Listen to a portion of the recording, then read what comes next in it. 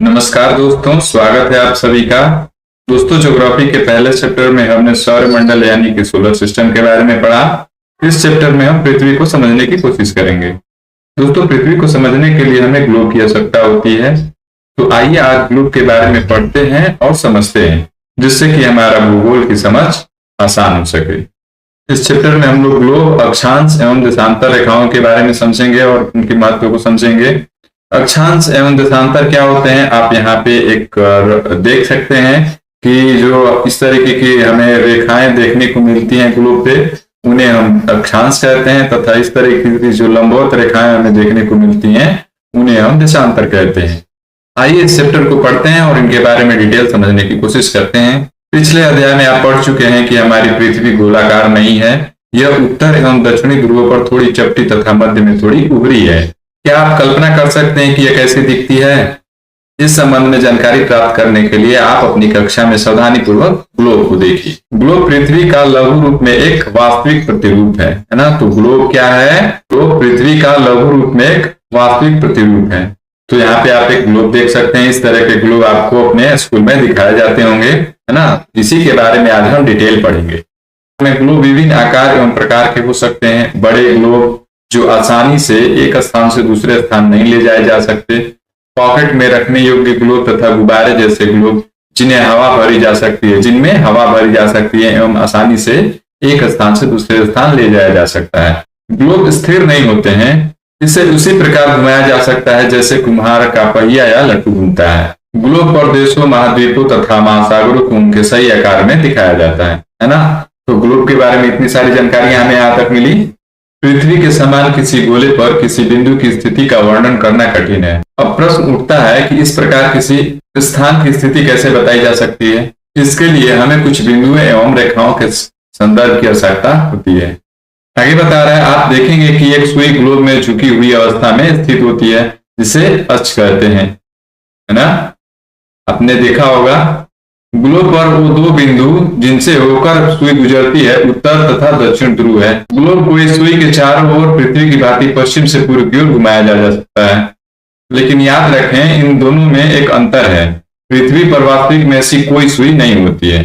यह अपने अक्ष पर चारों ओर घूमती है, जो एक काल्पनिक रेखा है ना? तो वास्तव में पृथ्वी किसी सुई पर नहीं होती है, यह अपने अक्ष पर चारों ओर घूमती है, जो एक काल्पनिक रेखा माना जाता है या काल्पनिक रेखा होता है। एक अन्य काल्पनिक रेखा भी ग्लोब को दो भागों में बांटती है, इसे विषुवत वृत्त कहा जाता है ना? तो वो काल्पनिक रेखा जो पृथ्वी को या ग्लोब को दो बराबर भागों में बांटती है, उसे क्या कहते हैं? विषुवत वृत्त कहते हैं। पृथ्वी के उत्तर में स्थित आधे भाग को उत्तरी गोलार्ध तथा दक्षिण वाले आधे भाग को दक्षिणी गोलार्ध कहा जाता है। ये दोनों बराबर के आधे भाग होते हैं। इस प्रकार विषुवत वृत्त पृथ्वी पर एक काल्पनिक वृत्त बनाती है एवं यह पृथ्वी पर विभिन्न स्थानों की स्थिति बताने का सबसे महत्वपूर्ण संदर्भ बिंदु है। विषुवत वृत्त से ध्रुवों तक स्थित सभी समानांतर वृत्तों को अक्षांश रेखाएं कहा जाता है। अक्षांश या समानांतर रेखाएं कहा जाता है। अक्षांशों को अंश में मापा जाता है, ठीक है? तो यहाँ पे आप देख सकते हैं, ये आपको विषुवत वृत्त यहाँ पे दिख रहा है ना? यहाँ पे विषुवत वृत्त दिख रहा है वृत्ताकार में, और इसके ऊपर और नीचे की जो भागे हैं वो बराबर हिस्से में है। विषुवत वृत्त ग्लोब को बराबर हिस्से में बांटता है। यहाँ देखिए, यहाँ पे आपको विषुवत वृत्त दिखाई दे रहा है ना? और यहाँ पे आपको ध्रुव दिखाई दे रहे हैं, दक्षिणी उत्तरी ध्रुव और नीचे दक्षिणी ध्रुव। तो विषुवत वृत्त तथा ध्रुव के बीच की जो सभी समानांतर वृत्त हैं, इनको क्या बोलते हैं? अक्षांश बोलते हैं। अक्षांश रेखाएं या समानांतर रेखाएं बोलते हैं ना? तो आपको यहाँ पे एक दिख रहा होगा इस तरीके से, ये सब क्या है? अक्षांश है या समानांतर रेखाएं हैं, है ना?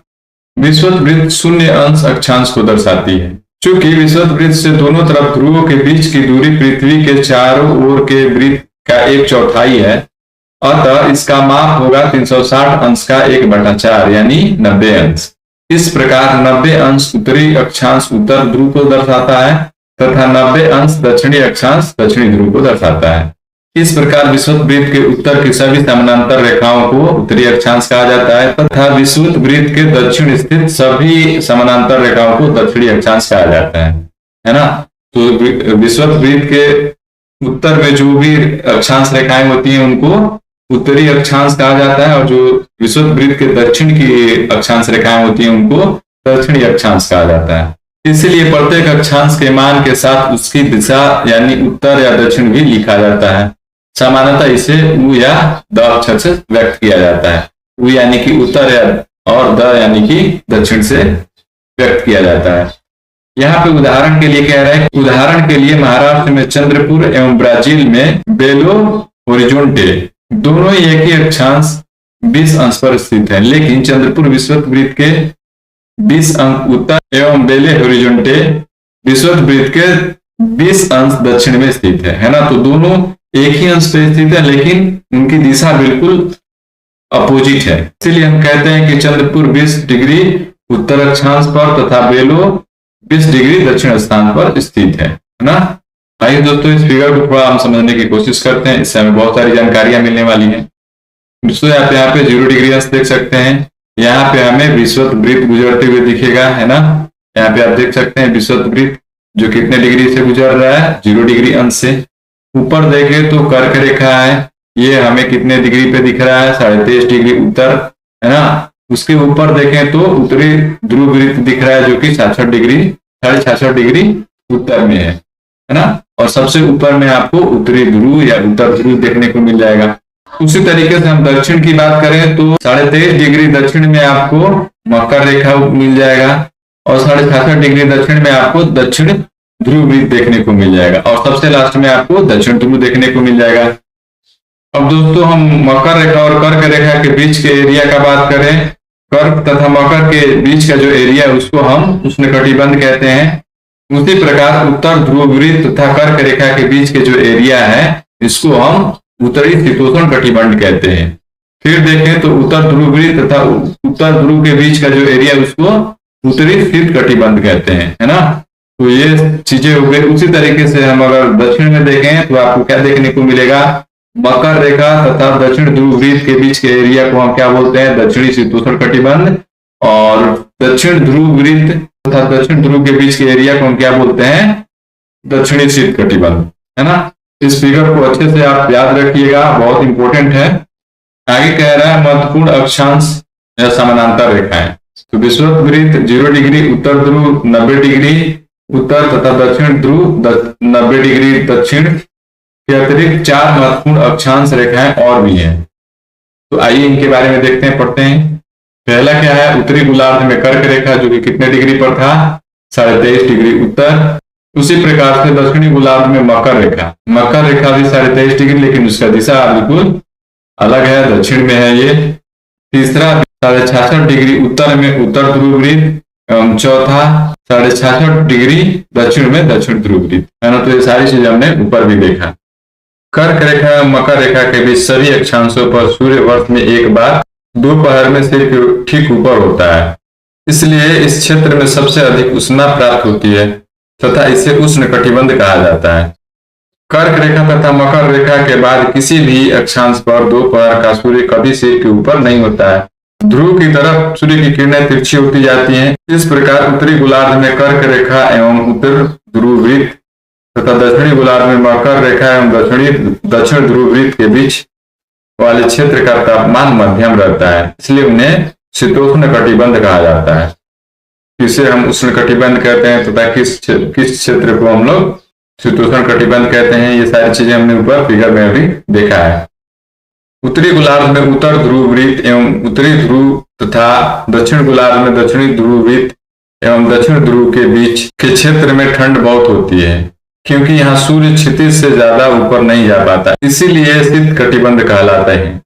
दोस्तों, अब तक हमने अक्षांशों के बारे में पढ़ा और समझा। आइए अब थोड़ा देशांतर के बारे में पढ़ते हैं और समझते हैं कि देशांतर क्या है। यहाँ पे आपसे पूछ रहा है कि देशांतर क्या है, इसको पढ़ते हैं और जानते हैं। किसी स्थान की स्थिति को बताने के लिए उस स्थान के अक्षांश के अतिरिक्त कुछ और जानकारियों की आवश्यकता भी होती है। आप देख सकते हैं कि प्रशांत महासागर में टोंगा द्वीप एवं हिंद महासागर में स्थित मॉरिशस द्वीप एक ही अक्षांश 20 डिग्री दक्षिण पर स्थित है।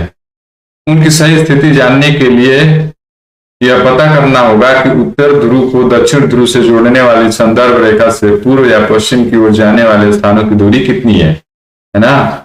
इन संदर्भ रेखाओं को देशांतरीय या म्योतर कहते हैं तथा उनके बीच की दूरी को देशांतर के अंशों में मापा जाता है। प्रत्येक अंश को मिनट में तथा मिनट को सेकंड में विभाजित किया जाता है। ये अर्धवृत्त हैं तथा इनके बीच की दूरी ध्रुवों की तरफ बढ़ने पर घटती जाती है एवं ध्रुवों पर शून्य हो जाती है, जहां सभी देशांतरीय अम्योत्तर आपस में मिलती हैं। अक्षांश रेखाओं से भिन्न सभी देशांतरीय अम्योत्तरों की लंबाई समान होती है, इसीलिए इन्हें सिर्फ मुख्य संख्याओं में व्यक्त करना कठिन था। तब सभी देशों ने निश्चय किया कि ग्रीनिच, या जिसको इंग्लिश में ग्रीनिच बोलते हैं, जहां ब्रिटिश राजकोषीय वेधशाला स्थित है, से गुजरने वाली अम्योत्तर से पूर्व और पश्चिम की ओर गिनती शुरू की जाए। इस अम्योत्तर को प्रमुख अम्योत्तर कहा जाता है।